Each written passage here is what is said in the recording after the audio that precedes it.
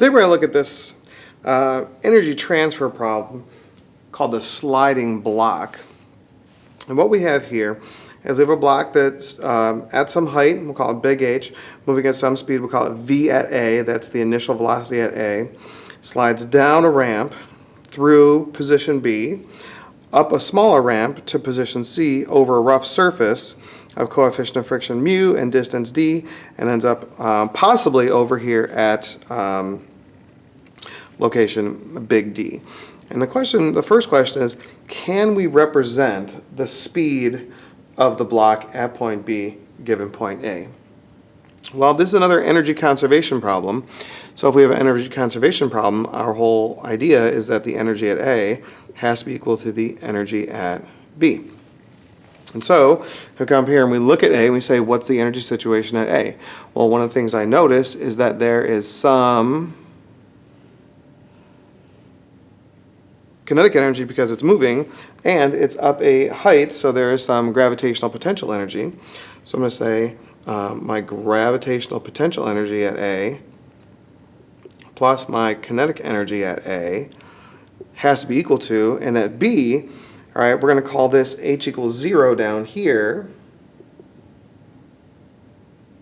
So therefore, there's no gravitational potential energy, but there's a lot of kinetic energy. So let's say that's equal to the kinetic energy at B. So once we have a initial statement and then a statement that describes exactly what we have going on, then we can plug and chug.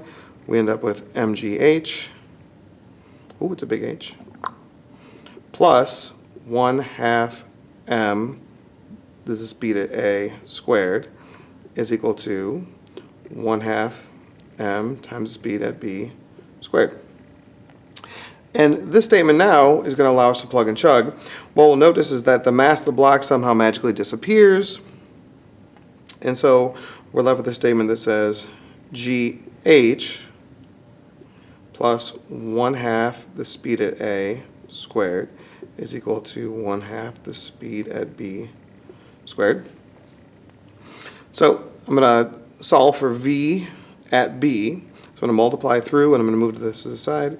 So the speed at B squared is equal to 2GH plus V at A squared. And so what I like about this statement here is that this new speed, like if we use our brains, it should be going faster. So this new speed is a combination of the old speed at A plus this term here, which gives you a sense that there was some energy added to the speed of the block. And so the speed at B would be equal to the square root of 2GH plus V at A squared. So that's how to make a representation of the speed of the block at B. As we see, it speeds up as it goes down. It's going to slow down as it goes from B to C. Not as slow as it was at A, but it's going to slow down on its way to C. But the question is then, does it make it all the way to D given this rough surface of coefficient of friction mu and distance little d? And that's a great question. And to solve that question, what I think we should do is we should somehow figure out how much kinetic energy it has at C. And if you know how much kinetic energy it has at C, and then you compare to the what we call the work done by friction as it slides across here, if there's more kinetic energy than work done by friction, then I think it'll end up getting to D. But if there's more work done by friction, more energy lost to the surroundings, then what we're going to end up with is it's going to stop in the middle here. So let's try to reset this here and see if we can't figure it out. So what we're going to try to do is we're going to try to compare, see if we can get a statement for the kinetic energy at C. If we can get a statement for the kinetic energy at C, and then we're going to compare it to the work done by friction here. So we're looking for the kinetic energy at C, if we can get a statement for that, and we're going to compare it to the work done by friction as it slides across here. And so my statement is, if the kinetic energy at C is greater than the work done by friction, the block makes it to point D. So let's talk about these things. How do you get the work done by friction? Well, work as a general concept, as long as your force is constant, is equal to the force times the distance through which the force is provided. So, in this case specifically then, the work is done by friction, and so it's going to say it's the frictional force times the slide distance. Well, how are we going to get the frictional force? If we consider the block at this moment, it's sliding to the right over a rough surface. So the force is on it. We're going to have the earth pulling it down with a little mg. It's on a flat surface, so there's the normal force. And it's sliding, and friction is opposite the motion in this case. And so we end up with this little force diagram here. We notice that the normal force has to be equal to the weight. And so we're left with this idea that the frictional force is going to be equal to mu times the normal force. But the normal force is equal to the weight, so it's equal to mu mg. If we couple this with this statement here, I can say that the work done by friction is equal to the frictional force, mu mg, times the slide distance, d. So if we're given all these values, mu, d, m, and g, we can figure out what the work done by friction is. I don't think the problem gives you the actual mass of the block, so because we can use the same mass regardless of whatever it is, we can call it 1. So we say the mass of the block is 1 kilogram, we're given the rest of these, we can get the work done by friction. What about the kinetic energy at C? Well, one of the things we know is that the energy at A has to be equal to the energy at C. That is just one of our general statements. And so if I work that out over here, if the energy at A has to be equal to the energy at C, what is the energy situation at A? Well, from the previous part, we know the energy at A is equal to the gravitational potential energy plus the kinetic energy at A. Now what I like about this problem, or any of these energy problems, is we can set, for example, h equals 0 anywhere you want. If we call this one h equals 0, we're going to get a different type of statement. If we leave this as h equals 0, then we're going to get this height included here. So one thing you can do is you can say, all right, well, if I say h equals 0 up here, then the height that it drops is only this much. So let's leave our h equals 0 here, this green one here, which means that we're going to have some, at C, we're going to have some gravitational potential energy at C, plus some kinetic energy at C. So doing that, we end up with mg big H plus 1/2 mv at A squared. That's all the energy at A is equal to this now. It's mg, it's our little h, that's the height here, plus 1/2 m v at C squared. We actually don't need the thing because we're actually looking for the kinetic energy at C. So let's leave it there then. So therefore, the kinetic energy at C would be equal to mg big H plus 1/2 mv at A squared minus mg little h. And so we know all of these values.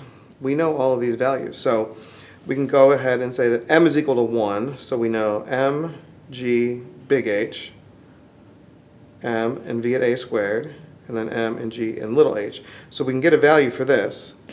And then we can compare it to this. We know mu, m, g, and d. And it's going to allow us to compare the kinetic energy at C to the work done by friction. And if the kinetic energy at C is more than the work done by friction, it's going to have enough energy to get through here and still be moving.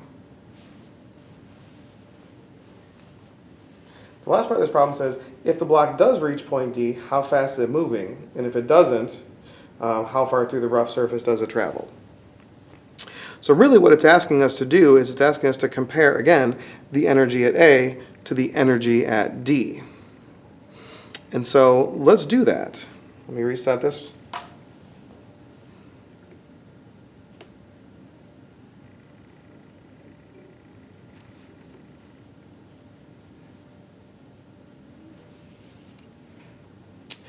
So if I look at the energy at A versus the energy at D, we know that they have to be equal. So the energy at A has to be equal to the energy at D.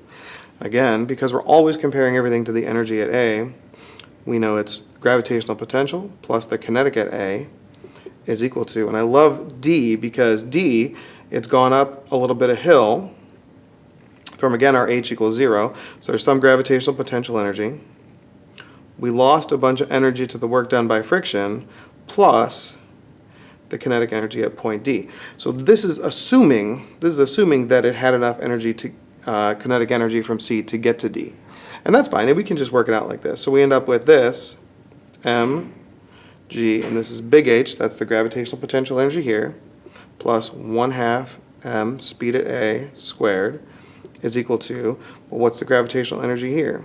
It's mg little h plus the work done by friction from the previous was mu mg d, where mu is the coefficient of friction and d is the slide distance, plus 1/2 k, oh no, just kidding, 1/2 m via d squared. And now I actually think we're done because we have all of these values. So we know mg, we know the big H, we know m and the speed at A, we know mg and little h, mu mg d, and we know m, and the only thing we have here is d.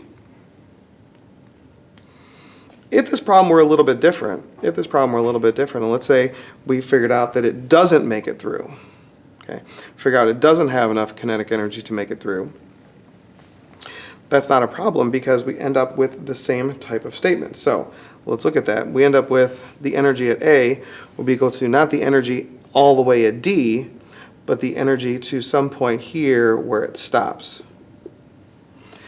And so that means the energy at A had to be equal to the energy where it stops.